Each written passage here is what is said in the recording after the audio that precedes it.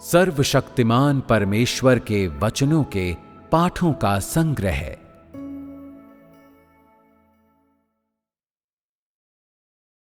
स्वयं परमेश्वर जो अद्वितीय है। 8वां, परमेश्वर सभी चीजों के लिए जीवन का स्रोत है। द्वितीय, प्रतिदिन भोजन एवं जल जो परमेश्वर मानव जाति के लिए तैयार करता है। मुझे बताओ, क्या कुछ ऐसा है जिसे परमेश्वर करता है, इसकी परवाह न करते हुए कि वह एक बड़ी चीज है या एक छोटी सी चीज है जिसका कोई अर्थ या मूल्य नहीं है? हर चीज जो वह करता है उसका मूल्य एवं अर्थ है। आइए हम एक प्रश्न से चर्चा करें जिसके विषय में लोग अक्सर बात करते हैं। पहले क्या आया था, मुर्गी या अंडा? तुम इसका उत्तर कैसे देते हो? मुर्गी पहले आई थी, यह बिल्कुल पक्का है। मुर्गी पहले क्यों आई थी? पहले अंडा क्यों नहीं आ सकता था? क्या मुर्गी अंडे से नहीं निकलती है? अंडे से मुर्गी के बच्चे निकलते हैं। मुर्गी अंडों को सेती है। 21 दिन तक सेने के बाद मुर्गी के बच्चे निकलते हैं। फिर वह मुर्गी अंडे देती है और अंडों से फिर से मुर्गी निकलती है। इस प्रकार मुर्गी पहले आई थी या अंडा पहले आया था? मुर्गी। तुम लोगों ने पूरी निश्चितता के साथ उत्तर दिया मुर्गी।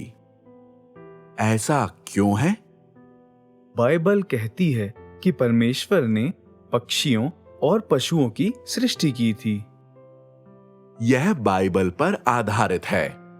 मैं चाहता हूं कि तुम लोग अपने स्वयं के ज्ञान के विषय में बात करो, यह देखने के लिए कि तुम लोगों के पास परमेश्वर के कार्यों के विषय में कुछ वास्तविक ज्ञान है कि नहीं। क्या तुम लोग अपने उत्तर के विषय में निश्चित हो या नहीं? परमेश्वर ने मुर्गी को बनाया, तब उसे जीवन को पुनः उत्पन्न करने की योग्यता दी। कौन सी योग्यता? अंडों को सेने की योग्यता, जीवन को निरंतर आगे बढ़ाने की योग्यता। यह व्याख्या सही चीज के विषय में है। क्या किसी अन्य भाइयों या बहनों के पास कोई राय है? पहले मुर्गी और तब अंडा। यह निश्चित है। यह एक बहुत गंभीर रहस्य नहीं है, किंतु संसार के लोग इसे बहुत ही गंभीर रूप में देखते हैं और अपने तर्क के लिए दर्शन शास्त्र का उपयोग करते हैं। अंत में उनके पास तब भी कोई निष्कर्ष नहीं होता है। यह चीज मनुष्य से संबंधित है, फिर भी वह नहीं जानता है कि उसे परमेश्वर के द्वारा सृजा गया था। मनुष्य इस सिद्धांत को नहीं जानता है और वे अभी भी इस पर स्पष्ट नहीं हैं कि अंडे को या मुर्गी को पहले आना चाहिए। वे नहीं जानते हैं कि किसे पहले आना चाहिए।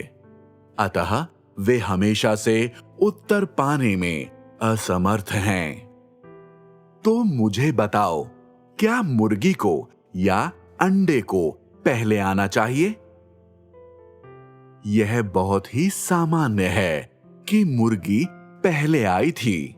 यदि अंडा मुर्गी के पहले आ जाता तो वह असामान्य होता।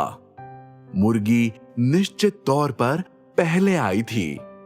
यह कितनी सरल चीज है।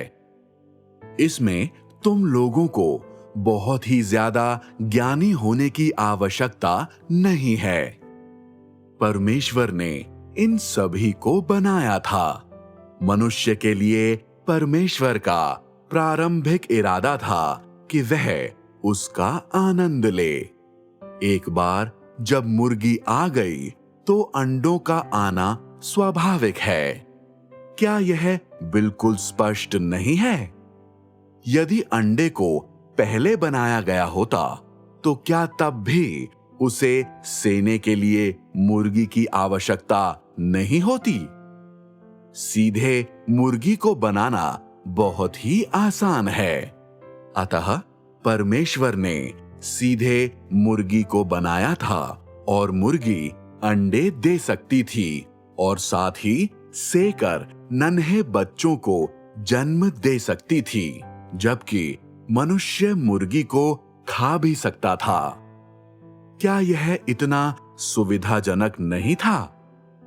परमेश्वर जिस तरह से काम करता है वह संक्षिप्त होता है और बहुत भारी नहीं होता है। अंडे के पास भी एक पूर्वज है और वह मुर्गी है। जो परमेश्वर ने बनाया वह एक जीवित प्राणी था। भ्रष्ट मानव जाति सचमुच में बेतुका और हास्यास्पद है। हमेशा इन सरल चीजों में उलझ जाता है और अंत में पूरे बेतुके झूठ के साथ उभर कर आता है। कितना बचकाना है। अंडे और मुर्गी के बीच का रिश्ता स्पष्ट है। मुर्गी पहले आई थी। यह बिल्कुल सही व्याख्या है। इसे समझने के लिए यह सबसे सही रास्ता है और यह सबसे सही उत्तर है। यह सही है। शुरुआत में हमने मानव जाति के सजीव वातावरण और जो कुछ परमेश्वर ने किया था, जो कुछ उसने तैयार किया था और इस वातावरण के लिए उसने किस प्रकार व्यवहार किया था, साथ ही साथ परमेश्वर के द्वारा मानव जाति के लिए तैयार की गई सभी चीजों के बीच संबंधों और सभी चीजों के द्वारा मानव जाति को नुकसान पहुंचाने से रोकने के लिए परमेश्वर ने इन संबंधों के साथ कैसे बर्ताव किया था, उसके विषय में बात की थी।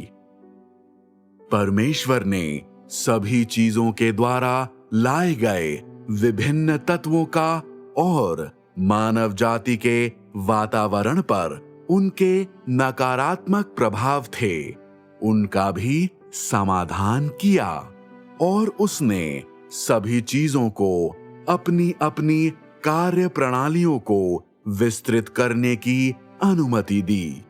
वह मानव जाति के लिए एक उपयुक्त वातावरण लेकर आया था और उसने हर एक तत्व को लाभदायक बना दिया था और उसने मानव जाति को इस योग्य बनाया था जिससे वह एक ऐसे वातावरण के अनुरूप हो जाए तथा संतान की उत्पत्ति के चक्र एवं जीवन को सामान्य रीति से निरंतर जारी रखे। मानव शरीर के द्वारा अपेक्षित अगली चीज भोजन थी। दैनिक भोजन और पेय पदार्थ, यह भी मानव जाति के जीवित रहने के लिए एक जरूरी स्थिति थी। दूसरे शब्दों में मानव शरीर मात्र सांस लेने के द्वारा बस सूर्य की रोशनी या वायु के साथ या मात्र उपयुक्त तापमानों के साथ ही जीवित नहीं रह सकता है। उन्हें अपना पेट भरने की भी आवश्यकता है। उनके पेट को भरने के लिए इन चीजों को भी पूरी तरह परमेश्वर के द्वारा मानव जाति के लिए तैयार किया गया था। यह मानव जाति के भोजन का स्रोत है। इन समृद्ध और भरपूर पैदावार को देखने के पश्चात मानव जाति के भोजन एवं पेय पदार्थ के स्रोत, क्या तुम कह सकते हो कि परमेश्वर मानव जाति एवं सभी चीजों के लिए आपूर्ति का स्रोत है? तुम बिल्कुल ऐसा कह सकते हो। जब उसने सभी चीजों की सृष्टि की थी, तब यदि परमेश्वर ने केवल पेड़ों एवं घास या सिर्फ विभिन्न जीवित प्राणियों को ही बनाया होता और मानव जाति उनमें से किसी को भी खा नहीं सकता था, तो क्या मानव जाति आज तक जीवित रहने में सक्षम हो पाता?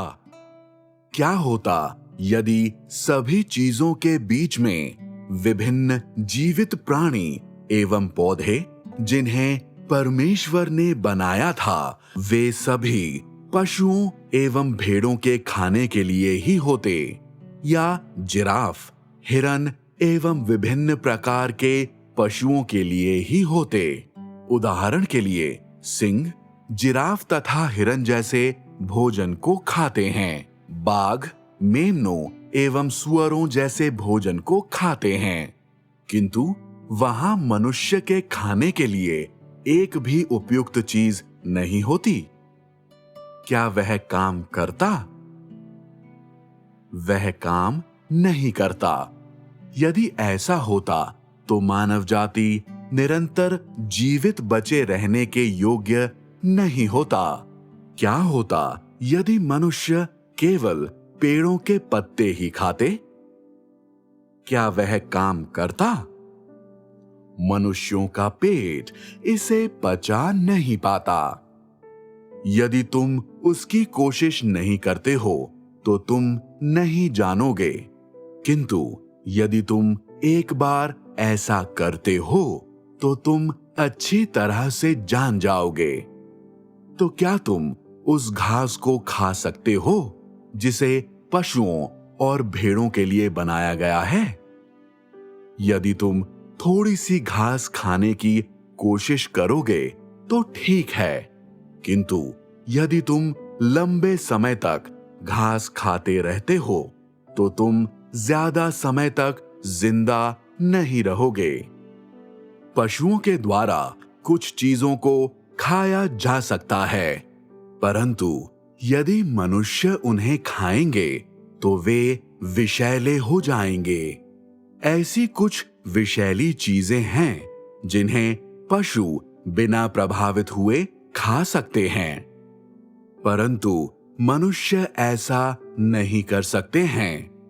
परमेश्वर ने मनुष्यों को बनाया है, अतः परमेश्वर मानव शरीर के सिद्धांतों और संरचना को और जिसकी मनुष्यों को जरूरत है उसको बहुत अच्छे से जानता है।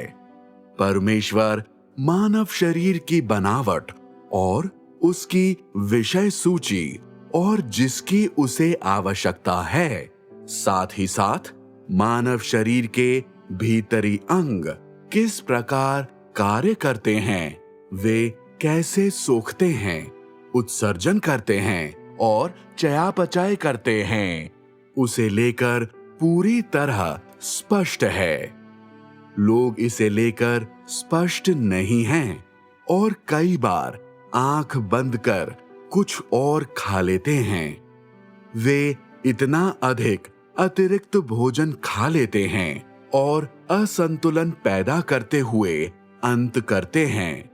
यदि तुम इन चीजों को खाते हो जिन्हें परमेश्वर ने तुम्हारे लिए तैयार किया है और उन्हें खाते हो और सामान्य रूप से उनका आनंद लेते हो, तो तुम्हारे साथ कुछ गलत नहीं होगा।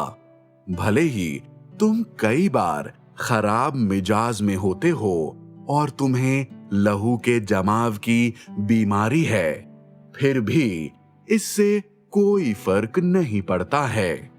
तुम्हें बस एक प्रकार के पौधे को खाने की जरूरत है और लहू के जमाव की बीमारी ठीक हो जाएगी। परमेश्वर ने इन सब चीजों को तैयार किया है। परमेश्वर की नजरों में मानव जाति किसी भी अन्य जीवधारी से कहीं ऊंचा है। परमेश्वर ने सभी प्रकार के पौधों के लिए सजीव वातावरणों को तैयार किया है और सभी प्रकार के पशुओं के लिए भोजन एवं सजीव वातावरणों को तैयार किया है, किंतु केवल मानव जाति की अपेक्षाएं ही उनके सजीव वातावरण के प्रति बहुत अधिक कठोर हैं और उपेक्षा के प्रति सबसे अधिक असहनीय हैं। अन्यथा मानव जाति निरंतर विकसित होने और संतान की उत्पत्ति करने और सामान्य रीति से जीने के योग्य नहीं होता। परमेश्वर अपने हृदय में इसे भली भांति जानता है। जब परमेश्वर ने यह कार्य किया था, तब उसने किसी भी अन्य चीज की अपेक्षा उस पर अधिक ध्यान दिया था। कदाचित तुम किसी ऐसे महत्वहीन चीज के महत्व का एहसास करने में असमर्थ हो, जिसे तुम देखते हो और उसका आनंद उठाते हो, या तुम कुछ ऐसा महसूस करते हो कि तुम उसके साथ पैदा हुए हो और उसका आनंद उठा सकते हो, परंतु परमेश्वर ने उसे तुम्हारे लिए बहुत पहले से ही तैयार कर लिया था। परमेश्वर ने सभी नकारात्मक कारकों को जहां तक संभव हो सके हटा दिया था और उनका समाधान कर दिया था, जो मनुष्य के लिए उपयुक्त नहीं थे और मानव जाति को नुकसान पहुंचा सकते थे। यह किसे स्पष्ट करता है? क्या यह मानव जाति के प्रति परमेश्वर की मनोवृत्ति को स्पष्ट करता है, जब उसने इस समय के लिए उन्हें सृजा था? यह मनोवृत्ति क्या है? परमेश्वर की मनोवृत्ति कठोर और गंभीर थी और उसने कारकों या स्थितियों या परमेश्वर से अलग शत्रुओं के बल के किसी हस्तक्षेप को सहन नहीं किया था। इससे तुम परमेश्वर की मनोवृत्ति को देख सकते हो जब उसने मानव जाति को बनाया था और इस समय मानव जाति का प्रबंध करता है। परमेश्वर की मनोवृत्ति क्या है? सजीव और जीवित रहने योग्य वातावरण के जरिए मानव जाति आनंद उठाता है। साथ ही साथ वह अपने दैनिक भोजन और पेय पदार्थ और दैनिक आवश्यकताओं का आनंद लेता है।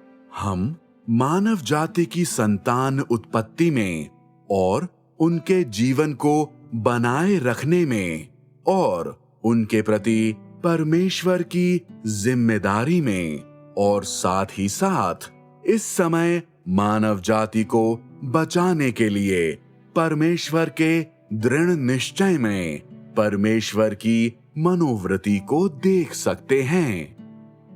क्या हम इन चीजों के द्वारा परमेश्वर की प्रामाणिकता को देख सकते हैं? क्या हम परमेश्वर की अद्भुतता को देख सकते हैं? क्या हम परमेश्वर की अगाधता अथाह रूप को देख सकते हैं? क्या हम परमेश्वर की सर्व सामर्थ्यता को देख सकते हैं? परमेश्वर सारी मानव जाति की आपूर्ति और साथ ही साथ सभी चीजों की आपूर्ति के लिए सरलता से अपने सर्व सामर्थी और बुद्धिमान मार्ग का उपयोग करता है।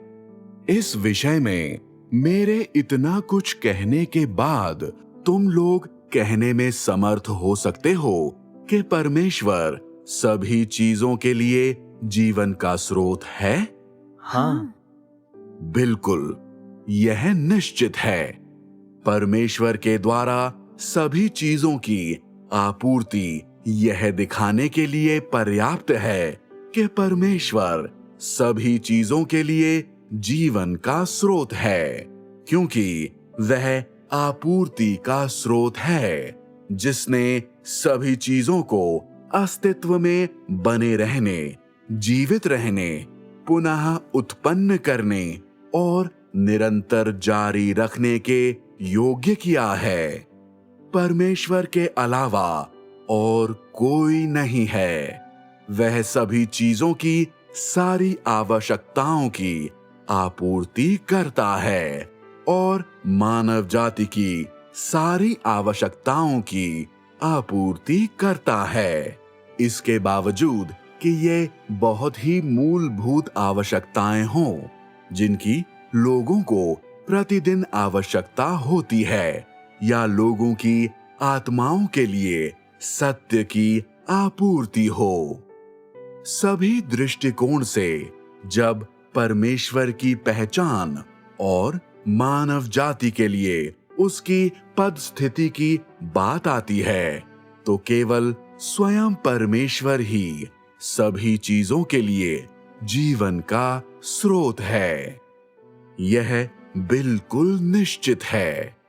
परमेश्वर शासक, स्वामी और इस भौतिक संसार की आपूर्ति करने वाला है, जिसे लोग अपनी आंखों से देख सकते हैं और महसूस कर सकते हैं। मानव जाति के लिए क्या यह परमेश्वर की पहचान नहीं है? यह पूरी तरह सत्य है। अतः जब तुम आकाश में पक्षियों को उड़ते हुए देखते हो, तो तुम्हें जानना चाहिए कि परमेश्वर ने उन चीजों को बनाया है जो उड़ सकते हैं, परंतु ऐसे जीवित प्राणी हैं जो पानी में तैर सकते हैं और वे अन्य तरीकों से भी जीवित रह सकते हैं। वे पेड़ और पौधे जो मिट्टी में जीते हैं, वे बसंत ऋतु में अंकुरित होते हैं और फलवंत होते हैं और शरद ऋतु में पत्ते झाड़ देते हैं और शीत ऋतु तक सभी पत्तियां झड़ जाती हैं और वे शीत ऋतु से होकर गुजरते हैं। यह ही है उनके जीवित रहने का तरीका। परमेश्वर ने सभी चीजों की सृष्टि की है। उनमें से हर एक विभिन्न रूपों और विभिन्न तरीकों के जरिए जीता है और अपनी सामर्थ्य एवं जीवन के रूप को प्रदर्शित करने के लिए विभिन्न पद्धतियों का उपयोग करता है। इससे कोई फर्क नहीं पड़ता है कि पद्धति कौन सी है। यह सब कुछ परमेश्वर के शासन के अधीन है। जीवन के सभी रूपों और जीवित प्राणियों के ऊपर परमेश्वर के शासन का क्या उद्देश्य है? क्या यह मानव जाति को जीवित रखने के लिए है? हाँ। वह मानव जाति को जीवित रखने के लिए जीवन के सभी नियमों को नियंत्रित करता है। यह मात्र दिखाता है कि मानव जाति का जीवित रहना परमेश्वर के लिए कितना महत्वपूर्ण है। क्या अब तुम इसे देख सकते हो? मानव जाति सामान्य रीति से जीवित रहने और संतानों की उत्पत्ति करने के योग्य हो, यह परमेश्वर के लिए सबसे ज्यादा जरूरी है। इसलिए परमेश्वर निरंतर मानव जाति और सभी चीजों की आपूर्ति करता है।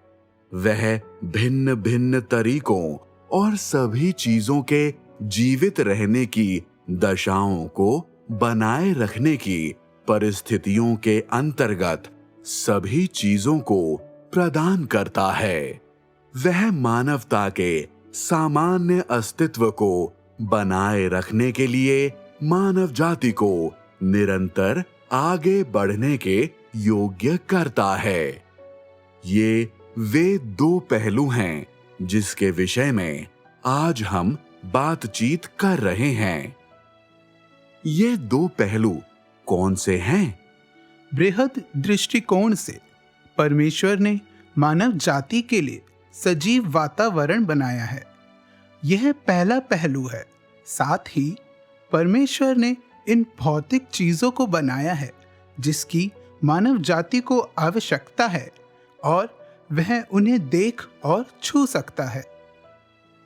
हमने अपने मुख्य विषय का इन दोनों पहलुओं के द्वारा संसूचित किया है। हमारा मुख्य विषय क्या है?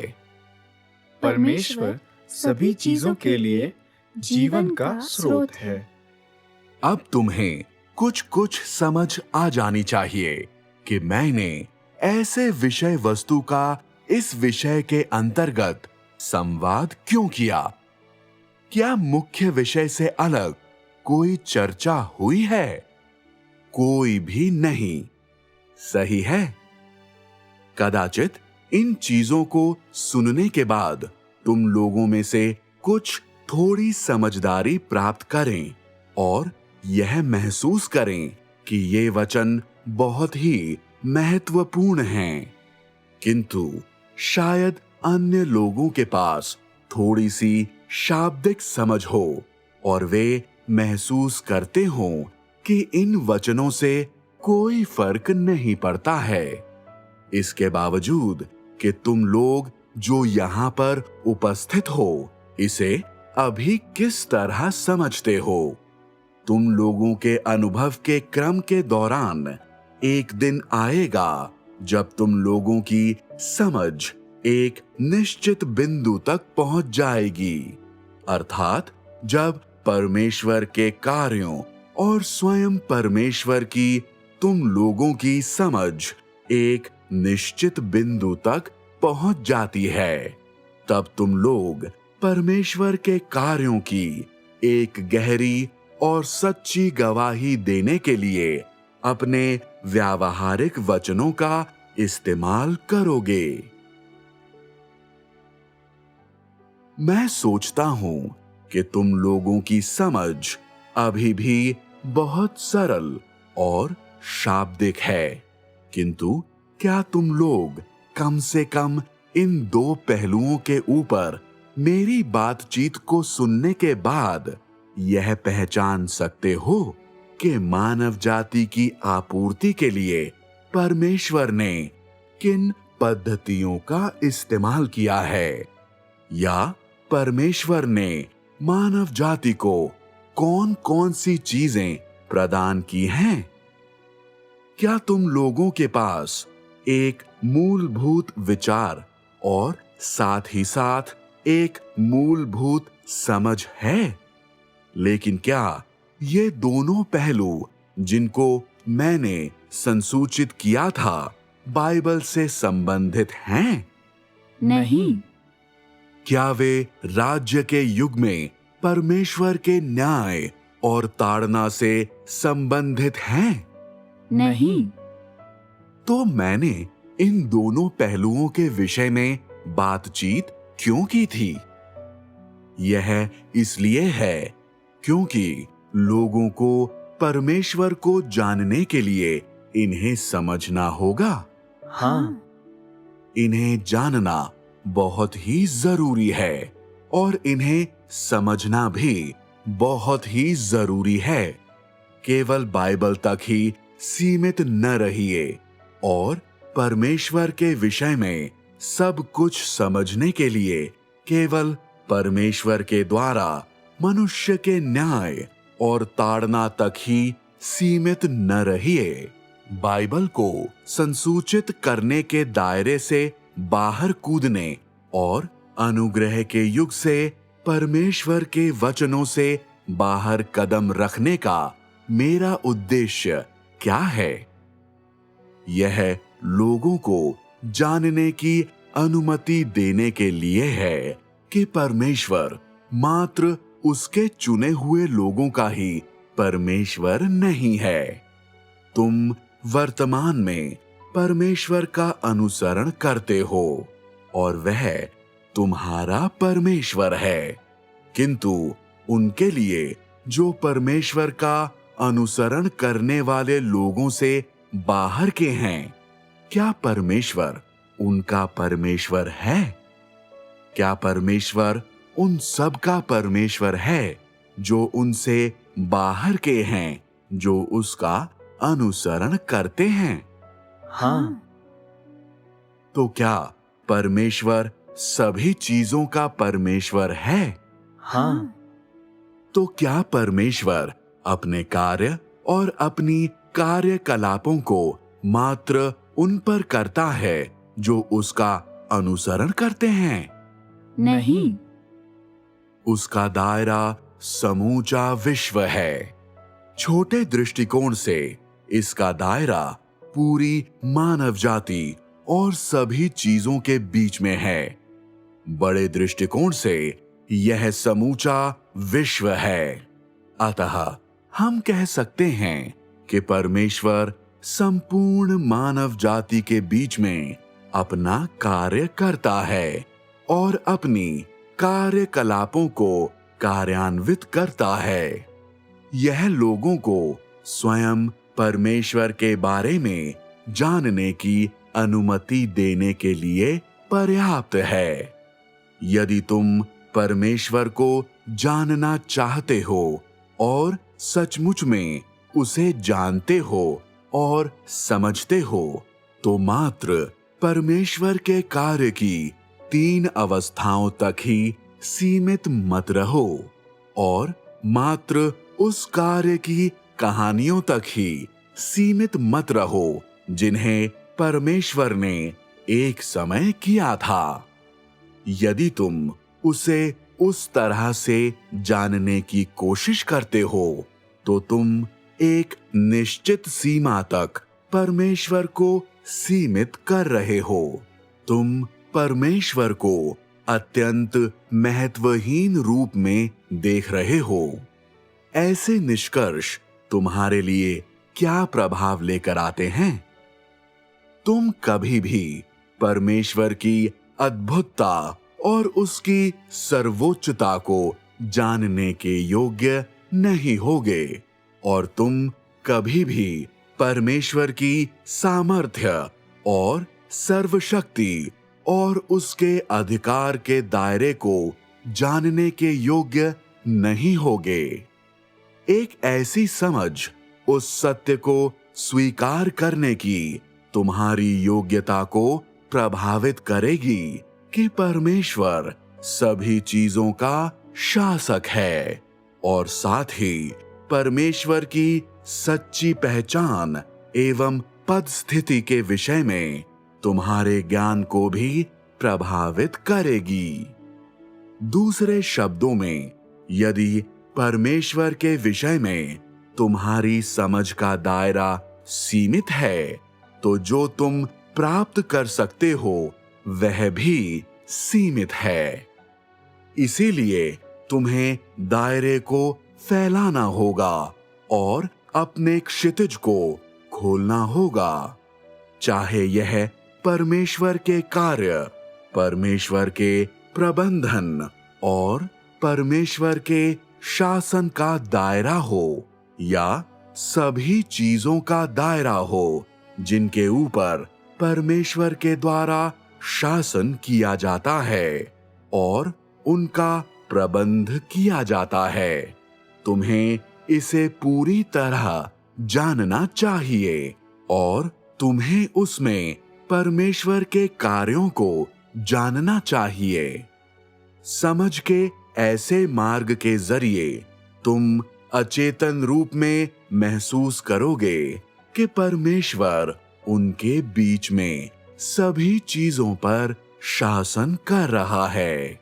उनका प्रबंध कर रहा है और उनकी आपूर्ति कर रहा है। उसी समय तुम सचमुच में महसूस करोगे कि तुम सभी चीजों के एक भाग हो और सभी चीजों के एक सदस्य हो। जब परमेश्वर सभी चीजों की आपूर्ति करता है तो तुम भी परमेश्वर के शासन और आपूर्ति को स्वीकार करते हो। यह एक प्रमाणित सत्य है जिसका कोई इनकार नहीं कर सकता है।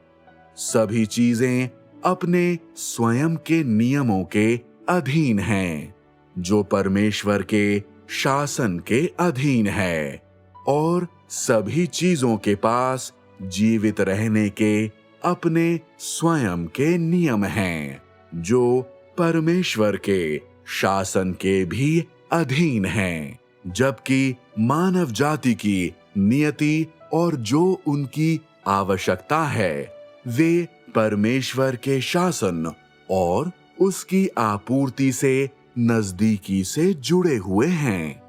इसीलिए परमेश्वर के प्रभुत्व और शासन के अधीन मानव जाति और सभी चीजें एक दूसरे से जुड़े हुए हैं, एक दूसरे पर निर्भर हैं और आपस में एक दूसरे से गुथे हुए हैं।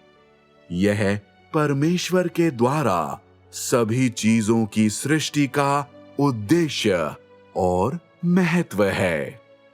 क्या अब तुम इसे समझ गए? हाँ। यदि तुम समझ गए हो तो आओ हम अपनी बातचीत को आज यहां समाप्त करते हैं। अलविदा।